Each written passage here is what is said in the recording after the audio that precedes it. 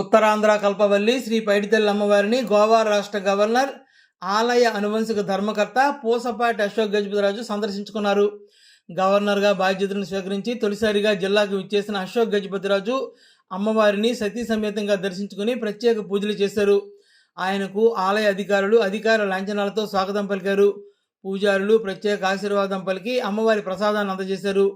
ఈ కార్యక్రమంలో శ్రీ పైడితల్లి అమ్మవారి దేవస్థానం సహాయ కమిషనర్ శిరీష, సూపరింటెండెంట్ వైవి రమణి, ఇతర అధికారులు పూజారులు పాల్గొన్నారు. అమ్మవారి చల్లగా ఆశీస్సులు అందరిపై ఉండాలి. మన ప్రాంతాలన్నిటిపై ఉండి అందరి జీవితాలు చల్లగా ఆనందంగా గడపాలని మా ప్రార్థన.